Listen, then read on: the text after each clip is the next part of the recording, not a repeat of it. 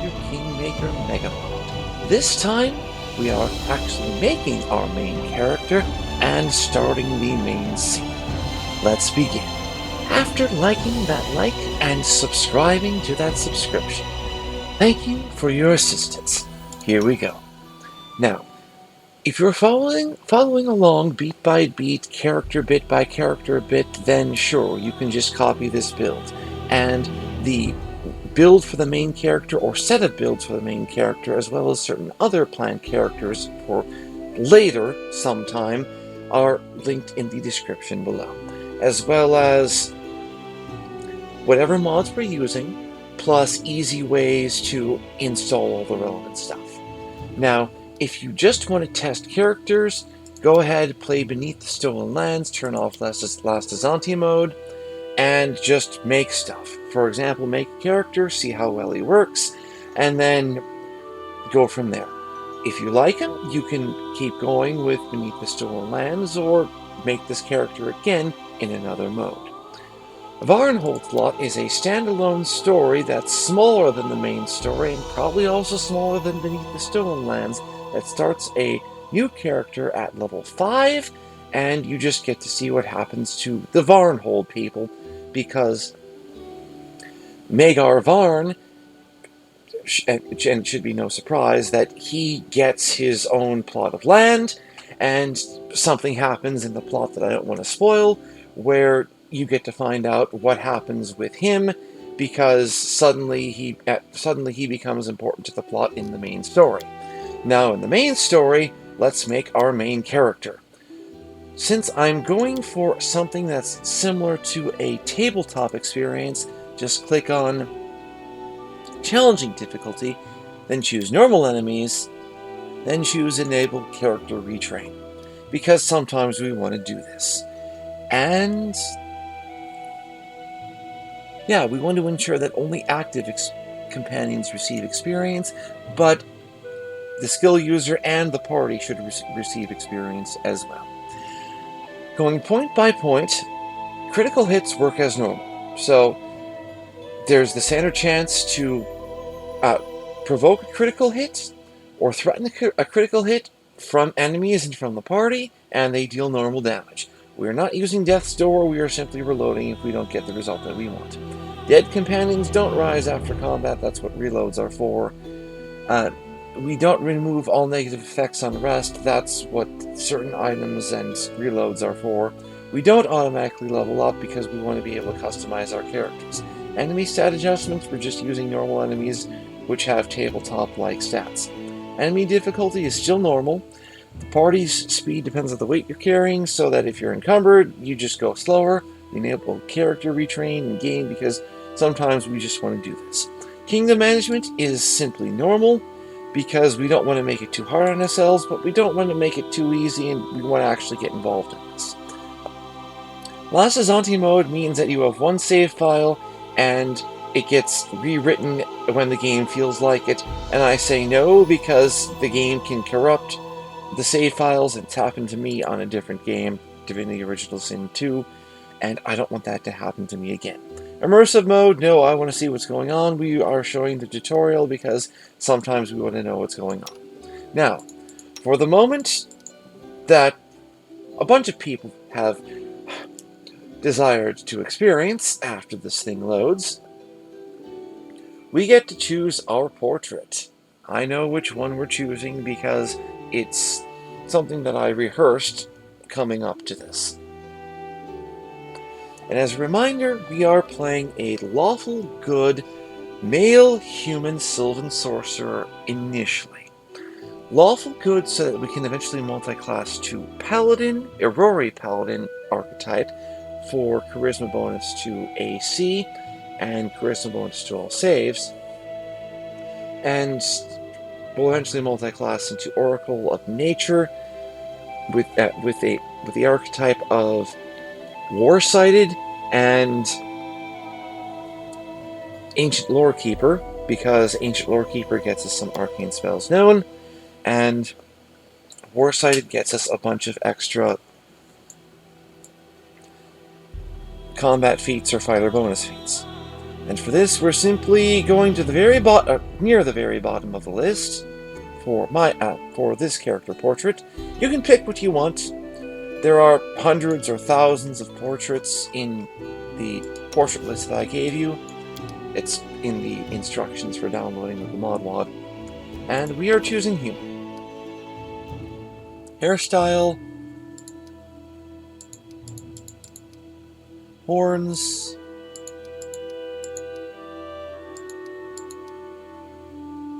and we'll only make him slightly horny.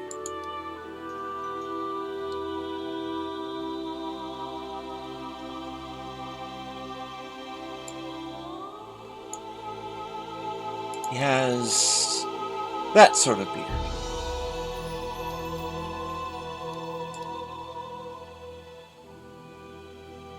He'll still be right-handed because I like it. For our class, we are picking the Sorcerer, with the archetype of Sylvan Sorcerer. This gets us an animal companion. My favorite class is, of course, Sorcerer. Our deity is Irori, for Irori Paladin. Even though we probably don't need it, I went with Irori because I'm not going Cleric and it doesn't matter to me. I'm also not going Inquisitor anytime soon, so it doesn't matter to me. And we can just respec if necessary. We are going with an animal companion of a leopard because just look at the stats here. It has 1 bite attack that can sometimes trip. It has 2 claws. And it also adds its dex bonus instead of its strength bonus to damage rolls with its natural attacks. It has +5 dex. Dex is one of the best stats in the game overall. Alternative racial traits? No, we're just keeping what we have, because human is wonderful as it is. We're picking Sorcerer again. For this, we are taking a bonus Sorcerer spell, partially because bonus spells known are wonderful. For this, we're taking a bonus skill rank, because again, it's wonderful to have skills and spells now. For this,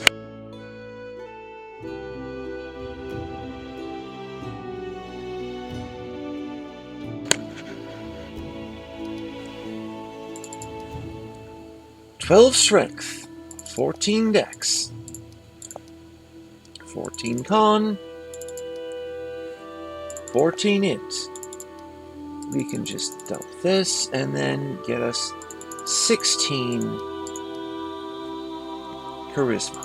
We'll put our bonus into charisma here. So we can either just put that as an 8 and get +1, or we can put that into something else, like putting that, but I'd rather just have the modifier. For this, we will need Persuasion, Perception, Lore of Nature, Knowledge Arcana, and Trickery. So, we don't need UMD, because that means we can activate wands, wands and scrolls, and perhaps also staves of spells that aren't on our class list.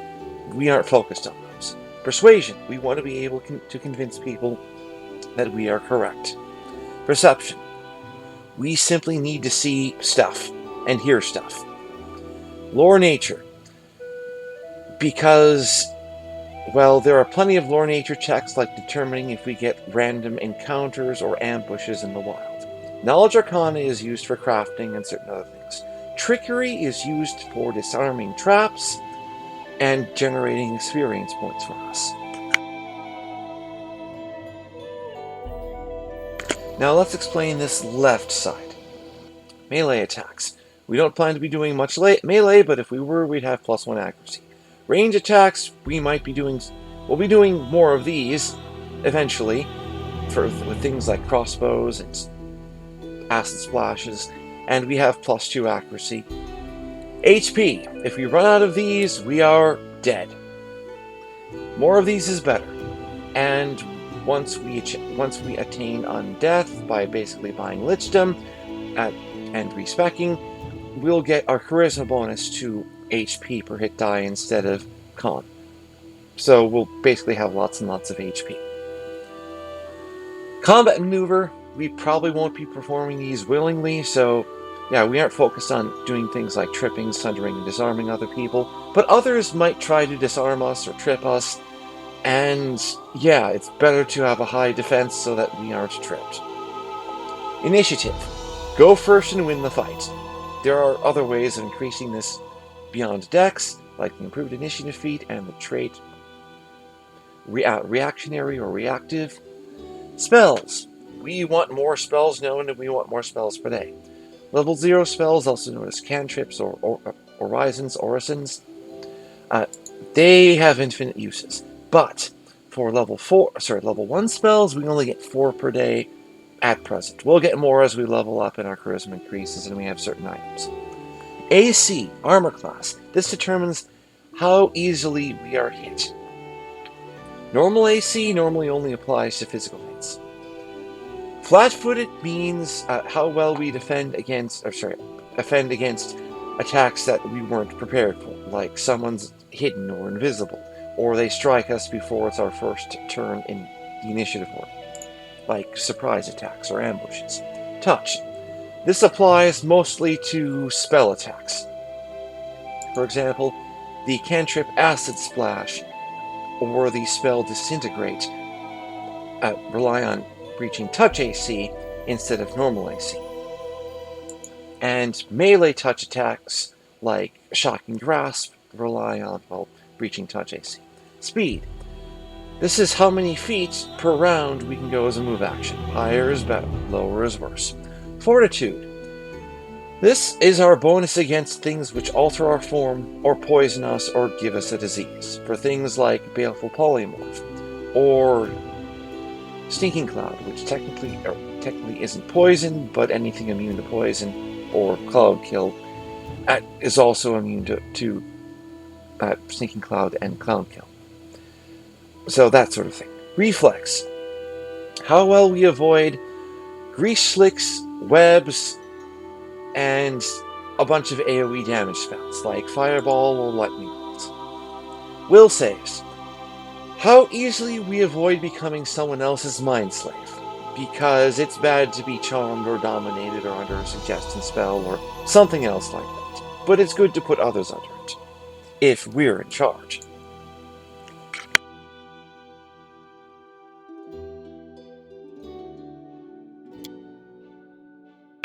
Now comes one of the most important parts. Okay, all these things are to some degree important, but this is a significantly important part. Let's just go with the last thing first. Emotional drawback will go with Sleepy because it's the one that penalizes us the least.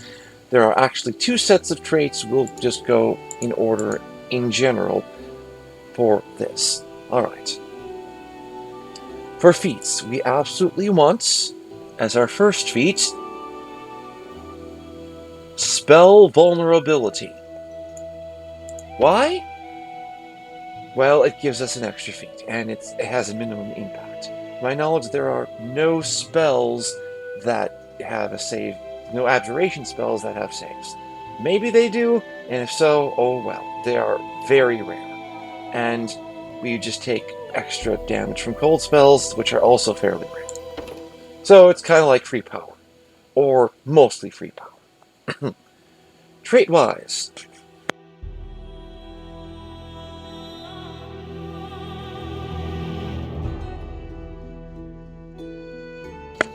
yes, we want the combat trait of reactionary, and we want the magic trait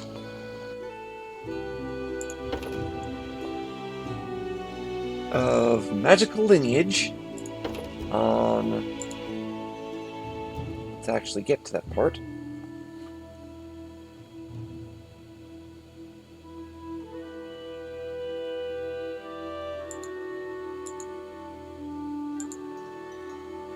Of magical lineage on Magic Missile, because we are starting with Magic Missile, and I'll show you how this matters in a moment.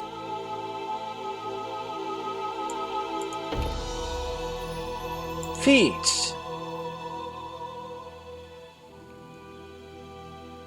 For our next feat, we are taking something positive because we can only have one flaw feat for an extra feat. We are taking improved initiative because he who goes first wins, usually. For our sorcerer bonus feat, we are taking meta magic and power.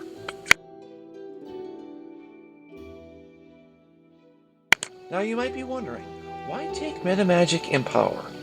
Well, Empower spell can be used for free with Magic Missile using our current setup. And due to the power of respecs, we can eventually apply free Empower to the Fireball spell and later reduce the cost of Chain Lightning so that it can be affected by Spell Perfection with Dazing Spell. If you don't understand what this stuff means, don't be concerned. If we get there, I'll explain it more as Prudence, or you'll pick it up. And for those who already understand it, you have a good idea of where I'm going. I think. Okay, for our second set of traits, we are taking custom traits. Yes, I know it says cheat, but we're going for the Blood Havoc damage bonus. Because Blood Havoc, well, we normally wouldn't be able to get it in a favorable way just due to how this game is coded. We're just taking it this way because this way we're getting a bit more damage with Magic Missile.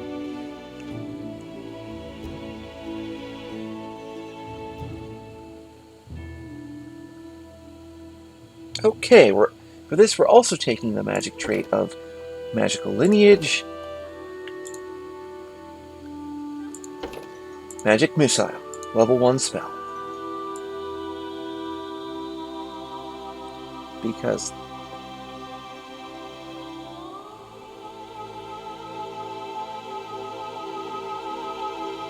okay, I was really expecting this to just allow me to take this. Okay, this is...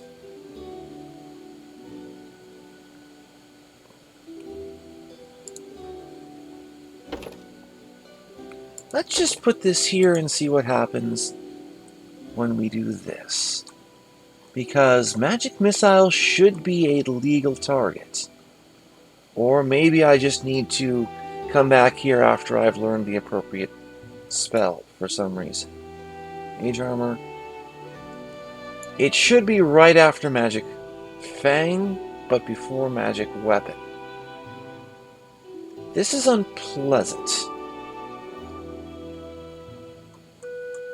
Is it considered a level 2 spell?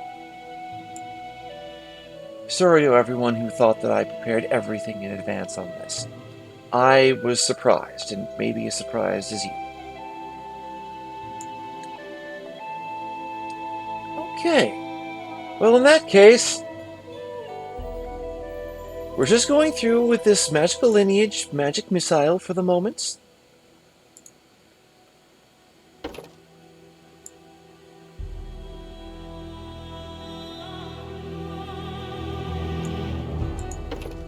And I'm also checking this while we're here, because does this also apply to Fireball? I need to know. Because if it does, then we can do the thing that I expect. Yes, it applies to Fireball here. Does it apply to Fireball here?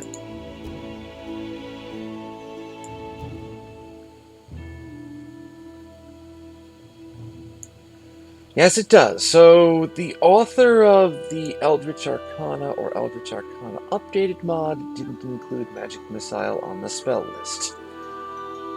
Which means that we're going with our backup plan for the moment.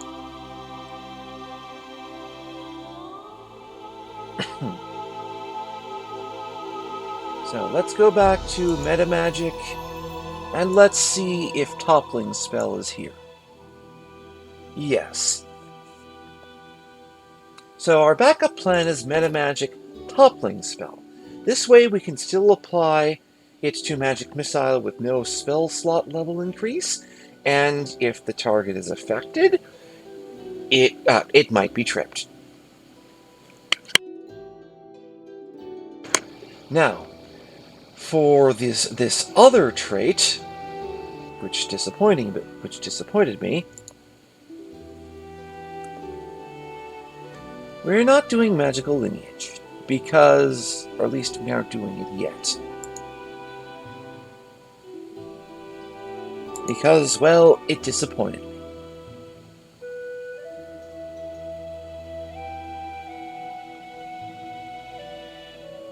Give me a moment to consider alternatives while we just move on.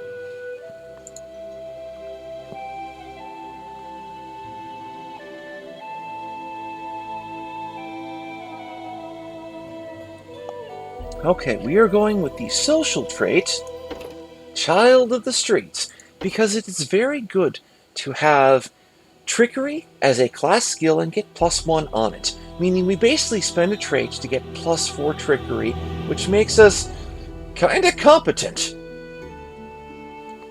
And with fast leveling from soloing, we'll be in fairly good shape. Let's get these feats.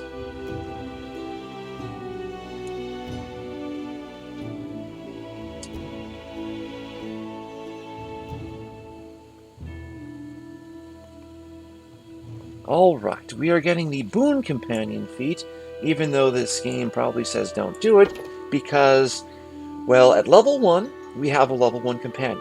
If we don't take the Boone Companion feat, at level 2, we still have a level 1 companion. At level 3, we still have a level 1 companion. Because the companion is 3 character levels behind, just due to how Call of the Wild changes things. With the Boone Companion feat, we basically have an animal companion who is of the same power as if we were a full druid, or if we didn't, or as if this were vanilla and we didn't need the Boone Companion to have a full powered companion. Now for this next feat, we will be taking Bonded Mind.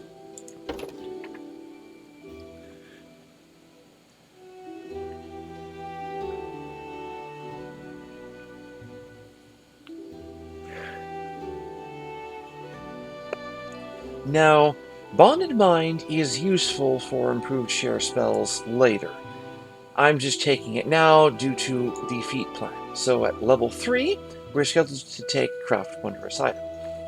At level 5, we're scheduled to take Craft Magic Arms and Armor. And at level 7, we're scheduled to take Improved Spell Sharing.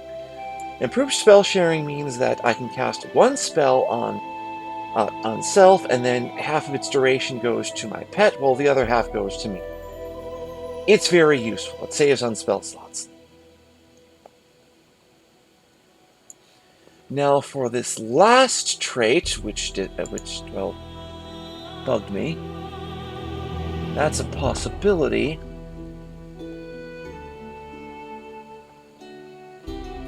I like Knowledge Arcana, but it isn't useful enough to spend a trait upon for the moment. Now we could do Magical Lineage Enlarge Person, or do Magical Lineage Haste.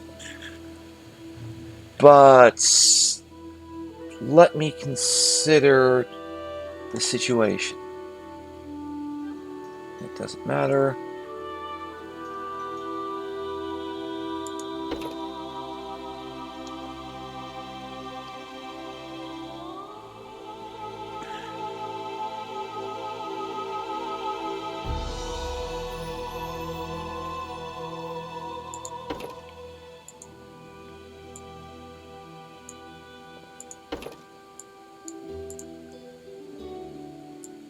Does this apply to Magic Missile?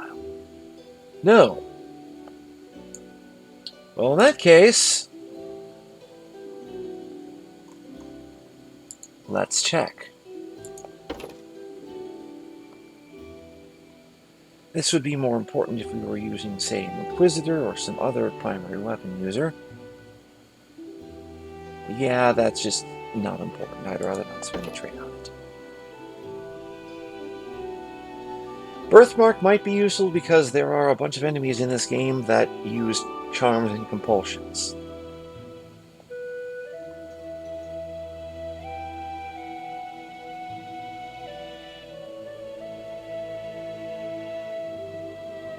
Useful, but we already have plenty of diplomacy and persuasion. I like it, but we aren't a cleric or a divine caster. Maybe...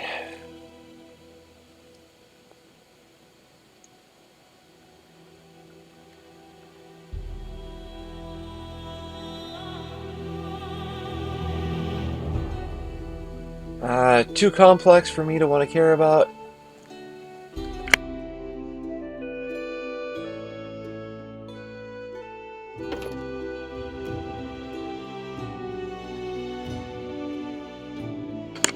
Yeah, we don't...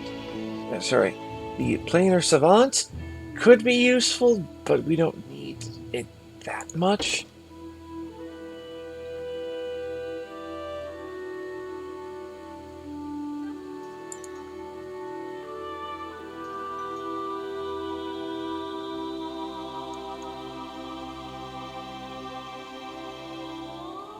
Flash. No, our wisdom's low. It's our dump set.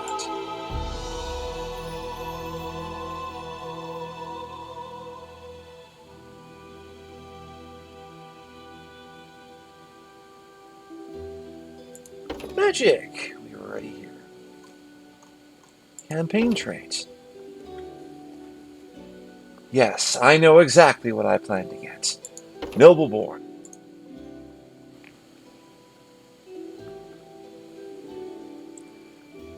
Rogarvia, yes. With sword and flame. This means at character level 6, or at least sorcerer level 6, we automatically know the fireball spell. Very useful. Even though we take a penalty on persuasion checks before then. Now for our spells, also a very important thing to get correct, especially early game. Grease and Magic Missile. Grease is useful for crowd control, because it makes things slip and trip, and that provokes attacks of opportunity from our team, especially our pet. I have no use for this. I just prefer confidence because I don't want the guy to be insane or stupid. Adventures await. This is my path. I won't give up. We cannot be defeated. Forwards! A solid plan. All this waiting bores me. I'll go ahead. Calm down. This will hurt. We will be victorious. Sure, we'll do that. Lawful good because details, and for him, we are naming him.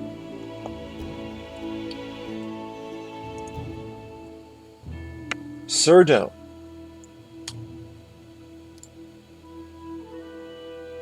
Time's not waiting.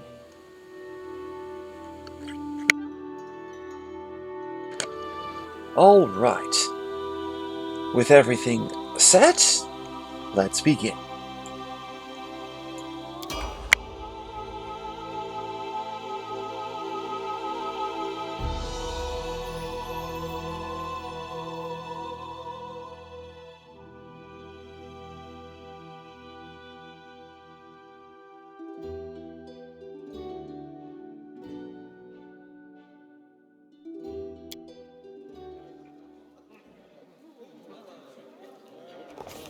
Our story started at the mansion of an Aldori sword lord. Drawn by the promise of a most dangerous task and a commensurately huge reward, heroes of all stripes gathered here.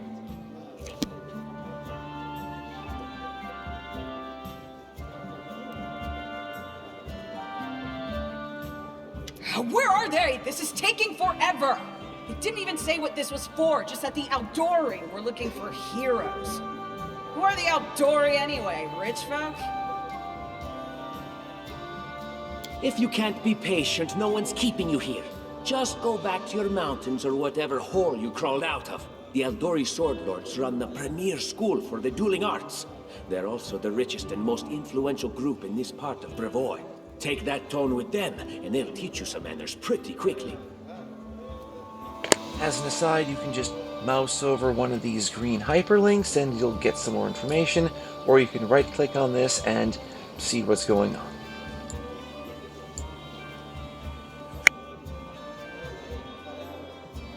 All right, you purple toad, just shut your trap.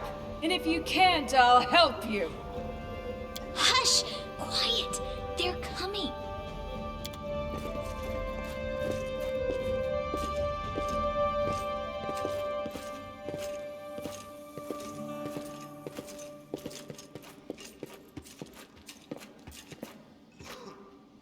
Greetings, everyone.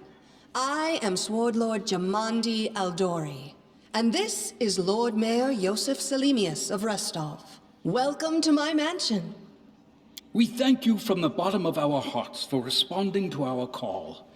You may be few, but that's unavoidable. We need only the best of the best for this task. And I see true heroes before me, strong and fearless, exactly what Restov needs. Thank you, Lord Mayor. Now, to the point. South of here, just beyond Brevoy's border, lies a region known as the Stolen Lands. This is disputed territory, and while it's long been claimed by nearby states, it's never been truly taken. I won't bore you with the legal technicalities. Suffice to say that anyone with enough courage and power to seize the Stolen Lands and name themselves Baron or Baroness, claiming dominion, well, none of the neighboring states would be able to challenge it. Of course, Restov would be first to recognize the legitimacy of this new state, as well as the noble title of its founder. Unfortunately, one serious obstacle stands between you and this title. A gang of bandits holds sway in the Stolen Lands. Their chief, who they call the Stag Lord, considers himself the rightful owner of these lands, and no one has yet been able to challenge his power. Bring me his head, and you'll be able to return to the Stolen Lands as their legal ruler. Any questions? Why, yes, my lady, Well, I do have a question. There are a whole team of us. Who would receive this Baron's title? I will, of course. I'm the leader of this team, after all. Don't worry, though. I'll make it worth your while to help me. What, and act as the Court Jester? We haven't yet begun, and you already speak of divvying rewards. What makes you think we'll even succeed? There's little point arguing over who gains the title when we'll most likely lose our lives there. If I may please answer the question. We believe you're all equally deserving of a noble title. Over the course of your expedition, it will be up to you as a team to decide which of you is best suited to rule. All right, my lady, next question. Why not just recognize this Stag Lord as the legal ruler of this land? That's a good point. As I see it, this Stag Lord already holds power over the region with confidence. Many noble bloodlines were started by bandits who just got lucky, weren't they? Perhaps because we do have standards to maintain. This room has seen many celebrations of adventurers, and even those who just got lucky. But giving a noble title to a bandit lord? That's one thing that's never happened here. And it won't, while I still breathe. All right, next question, my lady. Since you're helping someone among us to found a barony, what do you gain from such a proposition? Don't ask stupid questions. Why should you even care? What they have to gain and why, that's for Lady Aldori and I to discuss. It's none of your concern. Your only concern is to swing your sword around, or whatever it is you do. Of course, we stand to benefit from this enterprise. But if you're concerned that we intend to rule your country from afar, using you as a front, well, please know that these concerns are unfounded. Let's just say that we have a strong interest in the region's stability. We have need of a ruling power we can negotiate with, not bandit gangs and monster hordes. Sir Doan says to himself, or just thinks to himself in undertones, so they're using us as a first line of defense against invasion. What is that smell in the air? Is it the smell of unspoken words and political intrigue? All right, my lady, what sort of rewards can we expect for our success? And what reward would you seek beyond a noble title and your own lands? We'll absorb the costs of preparing and equipping your expeditions. Once you return victorious, Restov will also allocate you a significant sum to provide financial support for you to establish your country. Essentially, we'll help you build your capital. I hope such a reward is satisfactory. Words, words, words. Significant, financial. I can't fill my belly with pretty words. Of course. There will also be an official banquet held in your honor. All of Rostov's high society will gather to celebrate your feat. Now you're talking. Very well, my lady. You've answered all of my questions, and seemingly all the questions from the audience. Excellent. You venture forth tomorrow. For now, you can take some time to get to know one another better. Or you can head straight to your guest rooms to get some rest. You'll find we've already prepared supplies for you there. And thank you again for agreeing to take part in this expedition. I wish you luck. Thank you again, with all my heart, for replying to this call. The flare in your eyes reveals your courage, the unshakable will that distinguishes true heroes. I look at you, O champions of Restov, and doubt not for a second that you'll be victorious. So venture forth toward your feet, go, and return in triumph.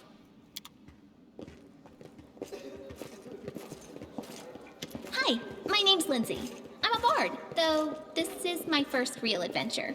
So, shall we go teach this stag lord a lesson? Well, Miss Lindsay, I'm sure we will. But just wait, we've got plenty of great feats in store. I have no doubt. Kind of related, I wanted to ask you something. What is it? How do you feel about this Tartuccio fellow? I think he's pretty obnoxious personally. He appointed himself head of the team, and he's just after the Baron's crown, or whatever it is barons wear. Doesn't matter. I don't like him. I think you should be team leader.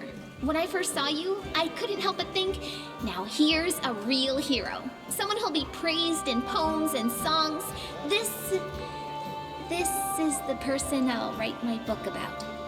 Well, thank you, my lady. I have been told that I'm quite the charismatic type, but you mentioned a book. What do you mean by this? Damn, I should have led with that. Please, just let me explain. Go on. You know what the trouble with most heroes' biographies is?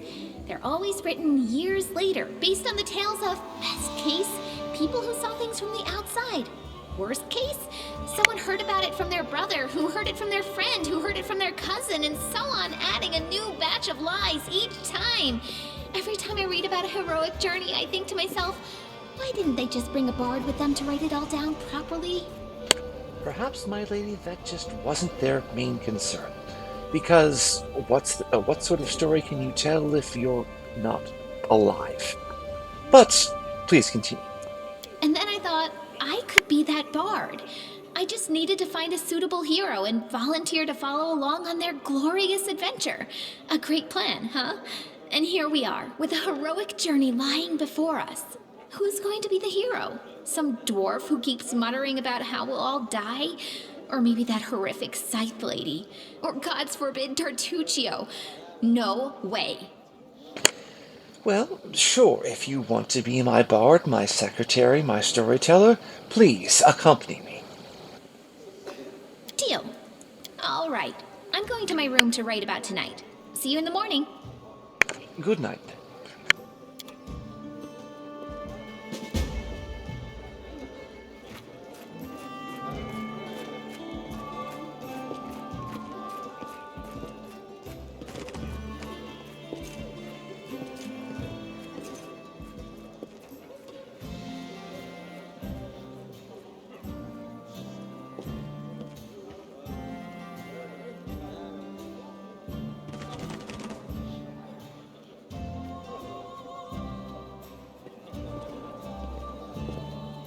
Bandits, you say? Have you forgotten that we lived in a world where magic is real and somewhat prevalent?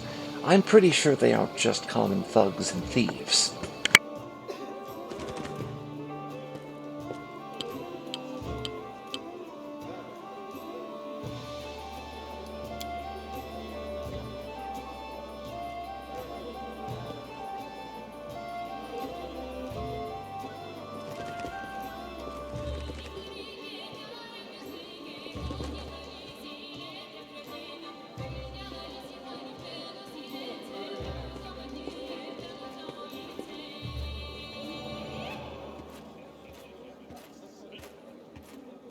And something I noticed, with this mod setup, if you're running to a location, you move quickly.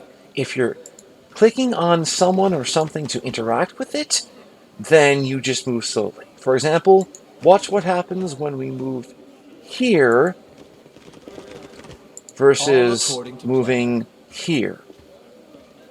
It's like he's taking a slow jog toward Casey.